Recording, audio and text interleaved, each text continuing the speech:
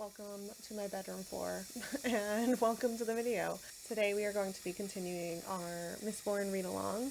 So if you're familiar with what Mistborn is, go ahead and you can skip through this intro. But if you don't know what Mistborn is, let me introduce you. A trilogy written by Brandon Sanderson, takes place over the course of 3 books. The Final Empire, which I have a vlog on, The Well of Ascension, which is this vlog, and then The Hero of Ages is the third one. You have this epic fantasy world. It starts off focusing on the city of Luthadel, which is kind of like a medieval walled city. There is a magic system called Allomancy. There's like 8 skills that you can have within Allomancy. Most people don't have any skills. There's a handful of people that have one of these 8 skills, and then there's a select few rare folks who have all of the skills, and those people are called Mistborn. Our main character, Vin, finds out very early on in the first book that she is Mistborn and has to deal with all of these things that come out of being Mistborn, because being Mistborn means that you are extremely powerful, extremely dangerous, and people are going to want to take advantage of you. People are going to be afraid of you. So you see her dealing with this throughout the trilogy, and the first book follows a heist where the heist is to overthrow the Empire. First book follows along with that, and the second book kind of is dealing with the aftermath. The only other thing that I think is important to know is that it follows like a crew, like a cast of characters. You have multiple points of view. There's like some different types of creatures or human type folks in this world as well. Terrace men, terrace women who are like very tall. They come from the mountains. They're very academic. And then things like the Khandra, which I will probably talk about later because I think they're super cool, but we don't really know that much about them. They can look like humans, but they're not humans. And then there's like Koloss, which are like trolls, but very violent, very gruesome. So that's Mistborn. Let's talk about Well of Ascension. Vin walked up to the doorway, and she was wearing a dress.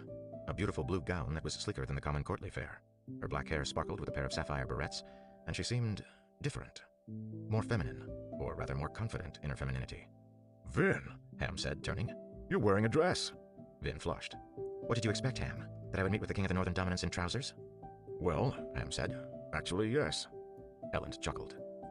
Just because you insist on going about everywhere in casual clothing, Ham, doesn't mean that everyone does. Honestly, don't you get tired of those vests? Ham shrugged.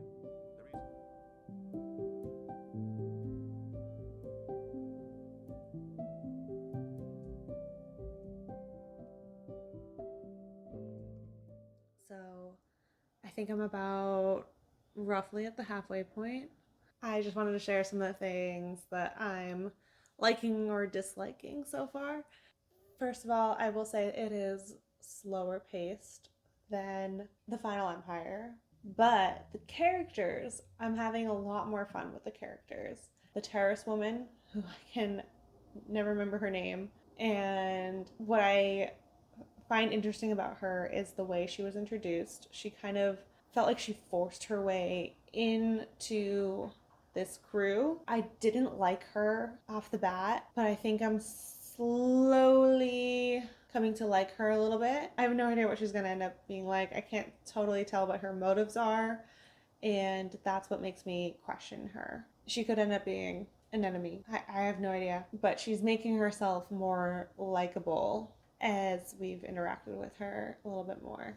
The other character I'm enjoying reading from is Zane, who plays like an opposite to Vin. He has a very similar skill level, but a totally different outlook on how to use his skills and how he wants to let himself be useful to other people compared to the way Vin, how she likes to use her skills. So very, very different mindsets, but similar skill level. It's just a really nice recipe for them to play off of each other and maybe make themselves question themselves, make each other question themselves, make each character question themselves. So I think this is a really cool setup for this character. Lastly, my favorite exploration is for Sir, learning about kind of where he comes from a little bit, kind of his background, his people. It's still very mysterious. We're getting like little inklings of information as we go about his people and his abilities. Specifically, I'm talking about the Khandras in this book, which we get referenced in the very beginning of the first book, and then we find out kind of more specifically what they are in a general sense. More specifically, in a general sense. We find out what they are in a general sense, but we don't know exactly how it works. Now we're seeing some conversations where we're learning a little bit more about those Khandra, the people, that species, the creatures. I'm not sure exactly how you categorize them, but they are just so fascinating, and I love exploring how they've kind of made a place for themselves in this society. And I'm really fascinated to see more from that. This kind of next level of world building in this really thorough exploration of different creatures is a lot of fun for me. It's a little new for me. And I just really appreciate the creativity that goes into it. I will say we're getting a little bit more, I think, depth from Vin, a little bit more of her analyzing things on a deeper level, trying to be really honest with herself. I am really just looking forward to seeing how this all comes together. I'm not feeling particularly compelled to keep reading at any given point. Still well enough paced. I'm really loving the dialogue and the character exploration. I'm just not like totally sucked in. It's still a really enjoyable reading experience. I'm enjoying just kind of being along for the ride with it, seeing where it goes. Yeah, I'll check in when we're a little bit closer to the end. All right, I'll see you then.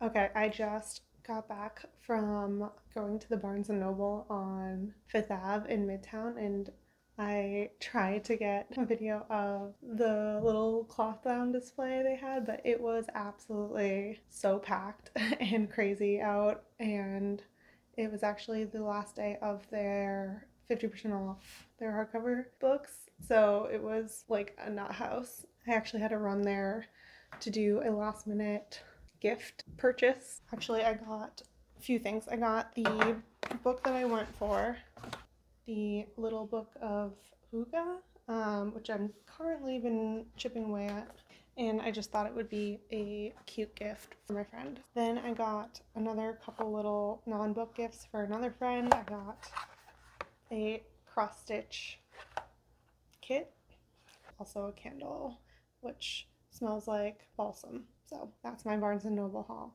And I realized that I owe an update for Mistborn. So let's talk about it. Okay, so it's actually been a couple of weeks since I was talking about being about halfway through Well of Ascension. The thing is with this series, my reading of it has been very chunked and spread out. I gravitate towards certain books at certain times. The Mistborn trilogy has become my weekend hobby book. So if I'm doing a puzzle or playing a video game that I can listen to something else, then I am generally listening to Mistborn. I did finish it. The magic system I still think is pretty neat. I like that, we start off with kind of like these basic building blocks of what the magic system is. Like in the first book, you learn the rules. In the second book, you learn how to break the rules, basically. I've complained in the past about how Vin was really kind of flat and not that interesting, but I really liked her character arc in The Well of Ascension. I like how the author used Zane as a sort of challenge to her status quo. Is that the it made Vin question her choices and question her life and where she was, what her role was, instead of just what she'd been doing in the past, which was just kind of going with the flow, trying to survive. Yeah, he really made her own her decisions, own her choices, which I think was an excellent way to see her develop. Super satisfied with that arc in Well of Ascension. Oh my gosh, I really loved Ellen's arc so much. I had like an actual like verbal reaction at one point because, you know, so far in the whole trilogy, Ellen has been very scholarly and academic and fights with words. They called him not a man of action, and he's going through all of these lessons, sort of. He's learning so much from just life experience at this point, and learning that these like idealistic views he had are not so practical. Sorry if you can hear the heater. I have a very aggressive radiator in my apartment. So it was a scene where he goes into this camp to speak with the leader, and he's talking with the Koloss leader right now, and they disagree, and he puts a knife to him and basically says, if you're not gonna do things my way, I will kill you to defend my people. And it was just like this big like stand up for himself, stand up for his people, like this big moment of action for Ellen, and it was literally so satisfying. So satisfying to watch, to read, whatever. Like the fact that he was willing to fight, like he, as somebody who, you know, is usually very like not into that type of conflict resolution, but learning when there's a time and place for fighting and for, in some cases, violence even. It was just a big growth moment. Yeah, just satisfying to read. So then there was the antagonist, which was Lord Venture. In a lot of ways, he was a little bit of he seemed a little bit like a Disney villain sometimes. Just like power hungry and did things because he could, like did bad things because he could. I did find his dynamic with Zane very interesting, but that was more because Zane was just interesting. Yeah, so you see Lord Venture just being a total awful person. There's like this one woman who he's really taking advantage of. It's like one of his old mistresses, and he just, even in his head, he's like talking about how she's so useless and ugly and old, and she's like 20, she's like in her late 20s, and she's just over the hill. There's a moment later on where she gets a little bit of this redemption moment with him, and I would have liked to have seen that play out more than it did. So I think that could have been a little bit better. Only other thought I had at the end of Well of Ascension, there was like an element of cheesiness to the very end of it that just felt like really off from the rest of the story so far, and I'm hoping it doesn't play up more in the last book. Again, I'm trying to do this without spoilers, but basically there's like this moment with a disembodied voice that just sounds like very cheesy. I don't know how else to put it. It just was bizarre. Not the direction I expected from Sanderson. All right, hopefully any of that made sense, because I don't know if people watching this are people who have read the trilogy or haven't read the trilogy. So if you have or haven't, let me know, because like, do we want spoilers? Do we not want spoilers? Do we care? Oh, the other thing that was very cool about this reading journey, like I said, so I was reading it while doing all these like hobby things and listening to the audio, and I was playing this video game called Submerged, and it was just this like indie game that I got off of Epic Games Launcher, and they do like these freebie games like every week, and it's just like a super casual game where you go around and explore these different islands.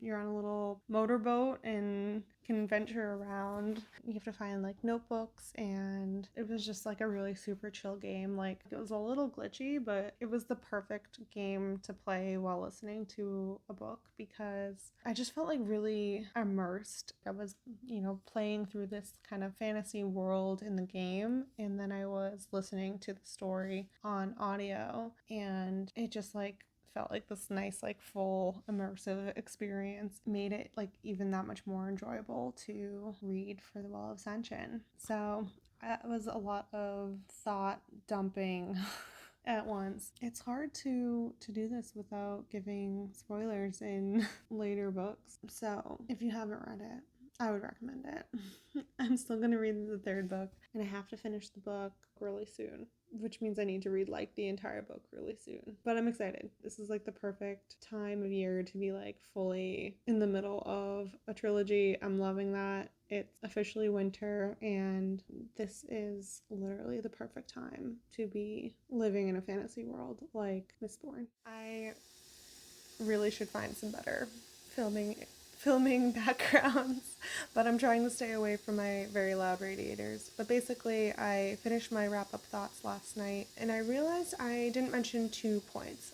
Basically, one is that the second book, yes, it was slower, but like I said, I thought that there was more character development, more time spent getting to know the characters, which I liked, and there's a lot more court politics, which I've heard people get a little bored with. Like, that's a complaint I've heard from a few people. I love the court politics. Like, I eat that up. So give me all the court politics. The second thing I needed to mention was that the action writing continues to be phenomenal. I think Sanderson is the only author I've read so far that I actually enjoy the like battle or fight scenes and don't kind of just skim to the end. I actually want to see how it plays out because you can really picture it like a movie in your head. So I just wanted to call that out. Like, court politics is like hit or miss for people, but I love it, and the action writing is just spectacular. All right, those are my final thoughts on Well of Ascension. I would love to hear your thoughts. I would love to know if you want to talk about spoilers in these videos or not, so please do let me know. Thank you for watching. Thanks for following along, and I'll see you in another video soon, and I'll see you in a Hero of Ages vlog at some point.